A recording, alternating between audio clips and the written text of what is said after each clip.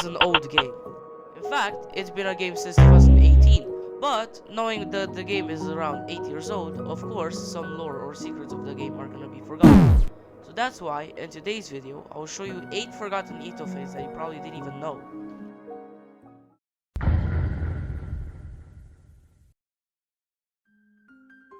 We all know that the subrealm of Ringgate is the Starlit Archives. The thing is, though, that the Starlit Archives has been released in June 14th, 2025. Now, you might be thinking to yourself, did Ringgate have a subrealm back then? And the answer to that is, kind of. Okay, let me explain. So back then, if you click these buttons hidden in the ring select, and then went to ring 8 in the ring select, you would see this red orb. Yes, this is actually real, I'm not even kidding. Clicking on it will send you to a subroom called question mark, question mark, question mark. It was a very empty, red, kind of scary looking zone actually, where you couldn't do like anything. Now, when spawning in, you go through this hallway and find this thing on the ground that says visit soon. There's also this weird thing on the wall, don't know what this could possibly mean. And if you pass the impossible jump by using an item, you find this white pad with these numbers. Upon typing it on Google, I found this weird Japanese website of Zone 6. Yes, it's genuinely just a wiki in Japanese of Zone 6. There's nothing else. Editor here.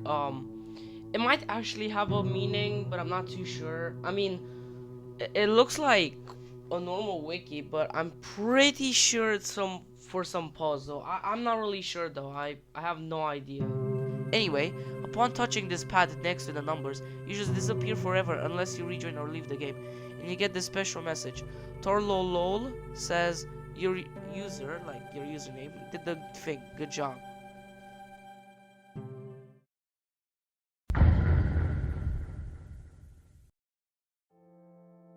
Palaces were a scrapped idea of EToH, and they were supposed to be a tower type. In my opinion, the idea was kind of boring. I mean, it's quite literally a tower with 10 floors, and the final floor was just a boss fight floor. It could have been cool, but the main problem was that it had like nothing new, and the idea of it was a bit lame. Anyway, 3 towers are gonna be a palace, and those were Palace of Mechanical Nightmares, which was gonna be someone but was crap. Palace of Biotech Genesis, which is now a citadel being made for Garden of Isho, and Palace of Blue Crescent Outlook, which became a citadel being made for Silent Abyss, and then got scrapped completely.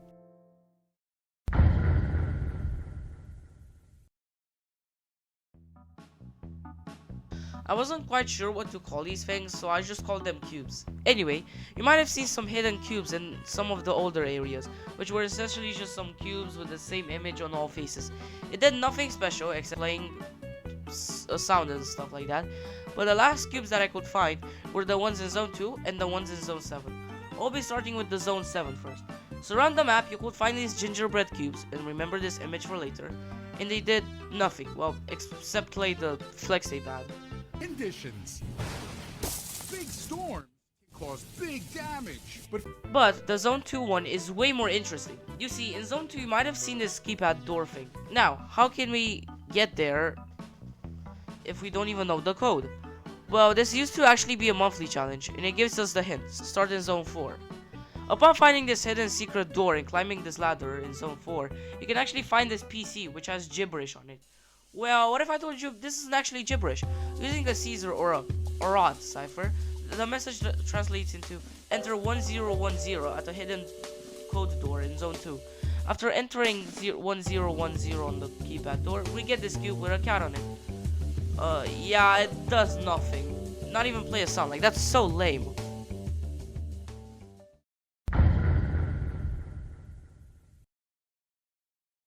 Alright, just a nice little day, you know, in ring 1, cause yeah. Who the hell is this? Who is this guy? Yo, we're in ring 3 now, and who are you? Alright, now I'm in ring 4, I swear, if I see that guy again, like, getting tired of this guy. Who the hell is this guy? Okay, you might be wondering why you can find this random guy everywhere, but this guy is no random guy. He's Fijo. Okay, so Fijo was basically the main lobby builder, and he actually helped with the game a lot. They added him in all of these places for one reason, and that is to get to Mount Rat. You might be wondering what Mount Rat is. It's pretty much a scrapped subrealm for ring 3, and they said that if you found all the Fijos around the EToH lobbies, you could access Mount Rat. But they never added the idea because Fijo said it was a bad idea. I'm guessing they also added Fijo in a lot of places because they wanted to keep his legacy, but whatever.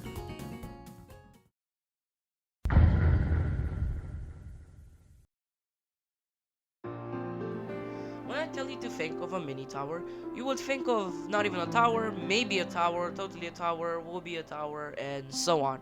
But when I tell you to think of a mini citadel, I mean, you'll probably think of something from the Neat project, like a citadel for the game. But what if I told you EToH actually had a mini citadel before the Neat project? Let's take a trip to probably the most forgotten event of EToH, the Bermuda Triangle. In this area, if you go in Steeple of X Surges, made by 60mm and Goose 4000, and you get to floor 6, you'll find this mini citadel. It actually has a name, aka not even a citadel, which I would say is a boring name. It has simple but okay gameplay and has 9 floors. Hey, remember, hey, a normal pause the video. a normal. Bro, I said pause. Okay. Editor here. So apparently, I miscounted the floors on this mini set though. There's actually 11 floors. Yeah. Okay, back to the video. Not a normal mini tower has 5 to 6 floors. So anything above 7 floors would theoretically be a mini set though.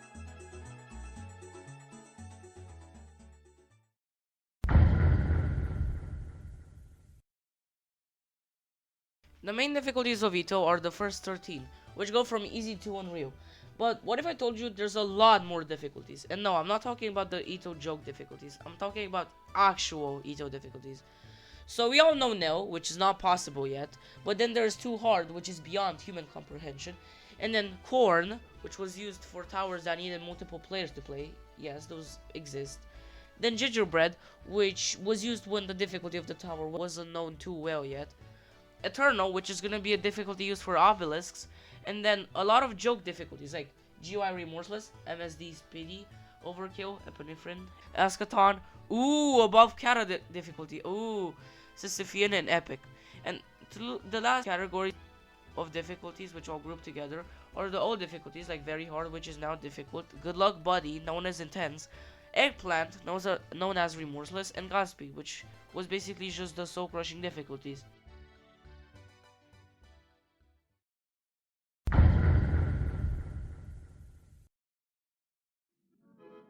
When you think of Misery Tower Rush, you think of that one Tower Rush where you have to beat TOMDC a total of 99 times, and then a random tower from Pit of Misery once. Now what if I told you there used to be a Tower Rush, like this one, called Tower of Anger Tower Rush. Basically, you had to clip out of the Ring 1 Tower Rush location and you will find this secret portal. In order to complete this Tower Rush, you had to beat Tower of Anger a total of 26 times. Seems simple enough, right? Yeah, cause it is. Anyway, the devs decided to do a little bit of trolling and moved the Tower of Anger Tower Rush so players can't get to it anymore. But you know how the fanbase responded to this? By using glitches to enter the new locations of Tower of Anger Tower Rush. And then the devs decided to strike back and move it in an even more hidden place. But the fanbase was like, "They're not!"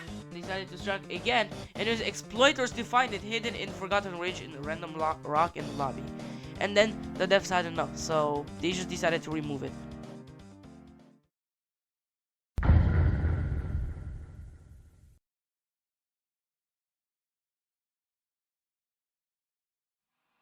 Basically, around some different areas, you can find these cool little boss fights that award you with completely nothing. Okay, jokes aside, I'll give you a look. So rank 4, you have to clip out of the map and enter the side part, and you get into the Tenshi boss fight.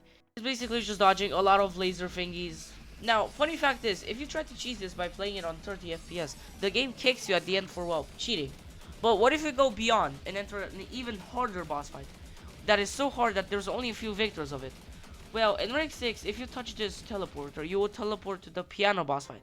Now, this is 10 times harder than the Tenshi boss fight, with pure bullet hell. This boss fight actually has a history of it, which is cool. So basically, Coolest Pip was the first victor of the boss fight, and then said he was gonna offer 5,000 Robux if somebody else beats it. Now, from what I know, there's probably only like 10-ish victors, and the boss fight is forgotten anyway, so we probably won't see another victor for a long time. Anyway, thank you so much for watching the video. I genuinely spent a lot of time making it. It's probably my best video yet. So if you want to support my channel, make sure to hit like and subscribe. Anyway, I'll see you in the next video. Peace.